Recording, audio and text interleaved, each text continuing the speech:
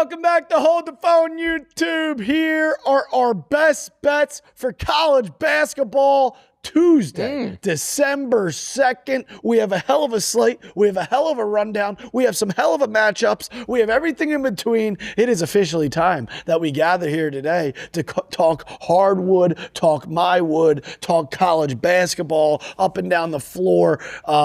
The time is now. Yeah. Ladies and gents, look at us. Who has it better than us? Our college basketball first episode of the season. It's hard to fucking gather and get all this in here and scheduled, but here we are. Yeah, football season. It's not just going to be a football program. Everybody that's came for watching the football, we're going to ride this thing all year long. It's going to be college basketball and NBA once football's over, even though football's never going to end. They just tell you that. Yep. Then it'll be baseball. I don't know. It's going to be the World Cup, Olympics, whatever you want, but college basketball is going to be our bread and butter all the way through March. Tuesdays, Saturdays. We gather here for winners. Fuck, you know? I don't care what the sport is. As long as you can cash some winners, who gives a shit? It's going to be on the TV. Yeah. So we're going to put money on it. Yep. We're going to ride together. We're going to die together. And leg number one, game number one, is the Duke Blue Devils and the Florida Gators. The defending champ Florida Gators, who have dropped a couple this year, Luke. I forgot they were defending champ. I don't know if anyone saw, but they recently lost to TCU.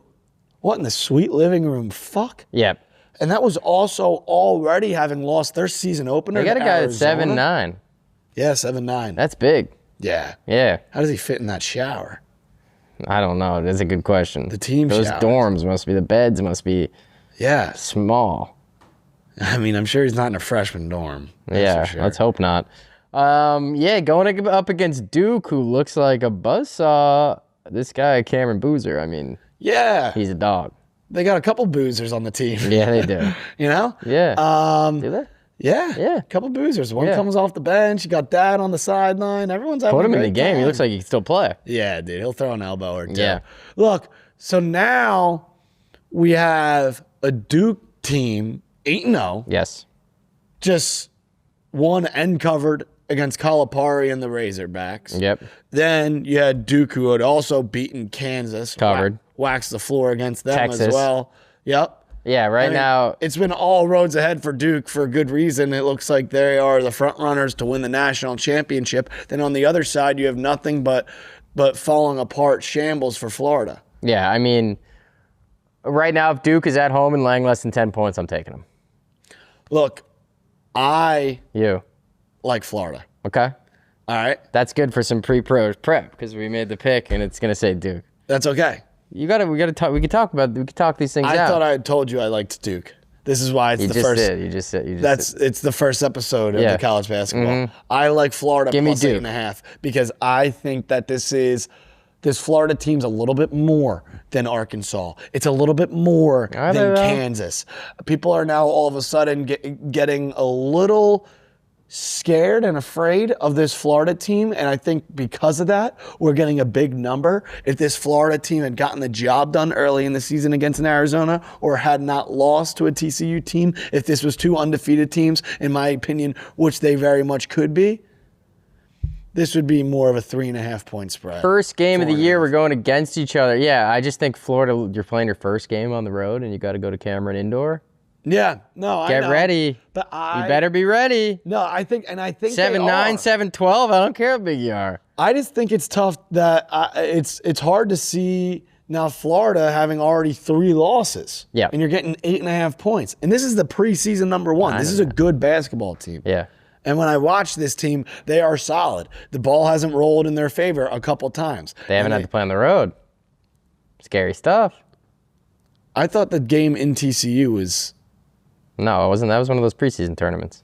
Was that a tournament? Yeah. Okay. Yeah. On the road.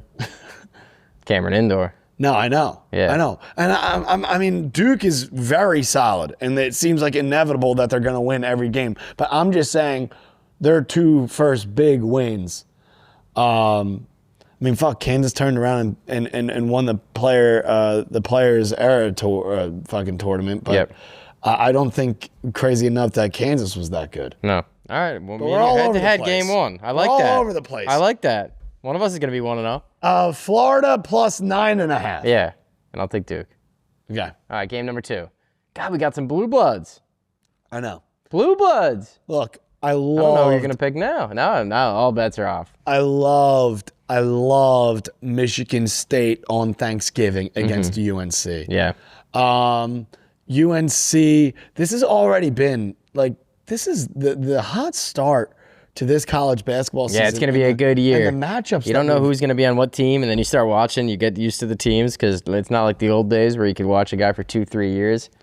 But the matchups that we've been getting this early in the season have been insane. Yeah, teams know now they got to stack their schedule, build that resume. Yeah. Look, earlier in the season, I got burnt fading UNC, and I rolled with Kansas. So then that's why I was then under the assumption, fuck this Kansas team. Yep. And is UNC for real? Yep. Because I didn't believe in UNC.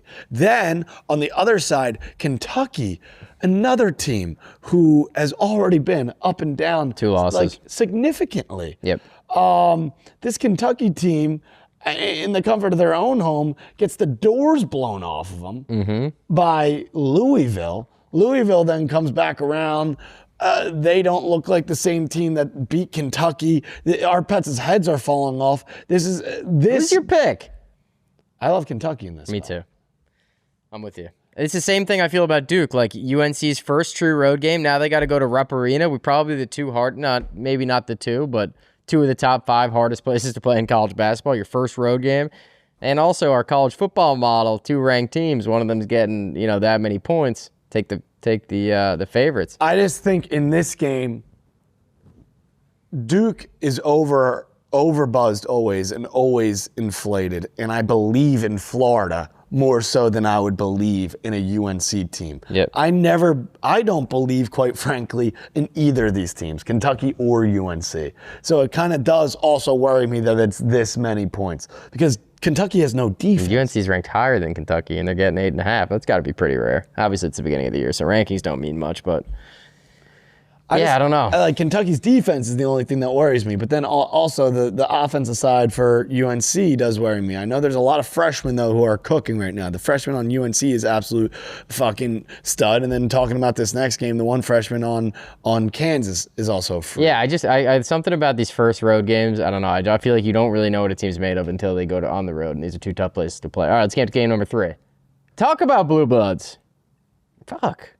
Did we just go through the 6, the best programs in college basketball? Yeah. Florida National Champs, Duke, UNC, Kentucky, UConn. Look, I think this is a great spot for Dan Hurley and the boys. Kansas coming off winning the Players Era Tour.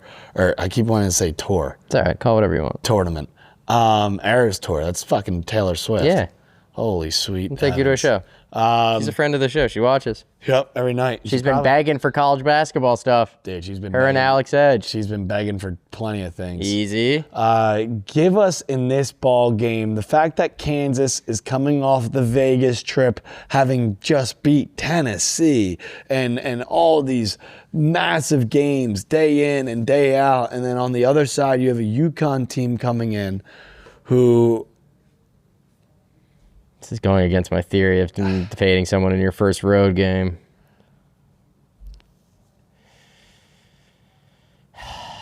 I just don't see. I don't believe in Kansas. Yeah, let's take UConn. Let's take UConn. I like UConn. Me too. Better team. And we already have.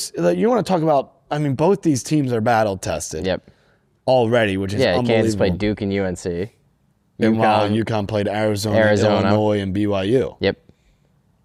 Let's take UConn. Hell of a first 3 games. This is going to be an electric Tuesday. I know. This is insane. Hop in. UConn. Drop some comments too. We need some locks. Give us some trends. Tell us whatever you think. Tell us how you feel. Give us UConn. All right, game number 4. Iowa plus 5.5 at Michigan State. And I got one note for this game. Everybody that followed along in Palm Springs with the unders, if you went in Palm Springs and played at the Acrisure Arena, and now you're going to any other court in the nation, I'm taking them. Iowa had to play on a hoop with no rims. Now they're going to go to Michigan State. It's going to feel like they're throwing the ball into the ocean. Give me the Hawkeyes.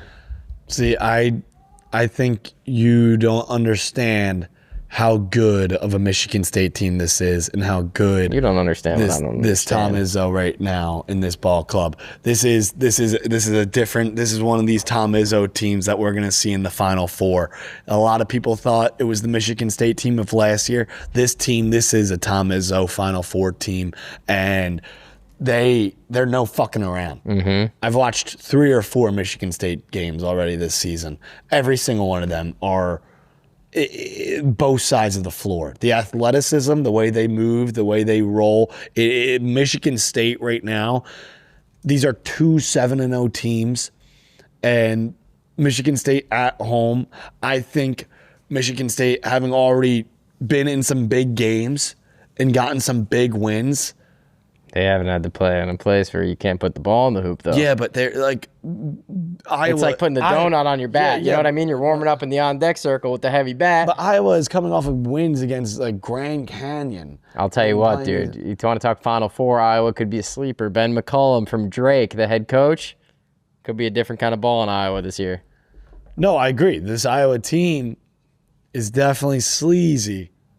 But, I mean, Michigan State just beat UNC. Michigan State just beat Kentucky. Like these, like the defense. All of a sudden, they're only giving 5 to Iowa. This Hawkeye team must be real. I like Michigan State. Yeah. All right, I think that's fair. I like Michigan State. Last game, we've gone apart on 2. We're together on 2.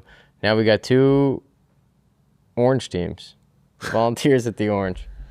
2 teams that were also in the players tournament. Players era tournament. Yeah. I don't know why. It's really giving you trouble. That's the worst name of a tournament. Try saying Acrisure Arena. That's fine. Acrisure is awesome. Yeah. Players era tournament. I think the word era is just hard. Players era. Players era. All right. Era? Era should not be a word used. Not good for your accent. Time. Yeah. Era. Players era. Era. Yeah. Okay. That is fucked. 6.5 points, Syracuse at home in the comfort of their own home. Look, it could be a nightmare of a matchup for Syracuse because they just played a similar style ball club in Iowa State and lost by 98 points. But Syracuse showed also some grit of a team who's also very similar to Tennessee and Houston. They battled Houston, go to overtime against Houston. Yep. Now they're at home, not on a neutral site, and they're going against Tennessee, a team who just lost a very long tournament in the championship after they haven't beat Houston. Yep. It's crazy that this game was on their schedule. Yeah. And if Syracuse would have beaten Houston, which they went to overtime with, they would have been playing Tennessee. Yeah. That's bizarre. It comes at you fast. They would have played Tennessee twice. And now Tennessee, all of a sudden, first road game, Carrier Dome, another tough place to play, although I just saw it's not the Carrier Dome anymore, which I'm a little upset about. I feel like Tennessee used a lot of their juice this past week. Maybe a little letdown. And this could be a little letdown spot. Very weird place to play for home dogs. For a Tennessee team. You don't want to be up in Syracuse, New York, for the love of God, no. Yeah, especially this time of year. Yep. Give us Syracuse plus 6.5. Loop, we need a parlay. I know, but we're going head-to-head on all this. I don't know how we're going to agree. We take UConn. We take Kentucky. UConn money line, Kentucky money line.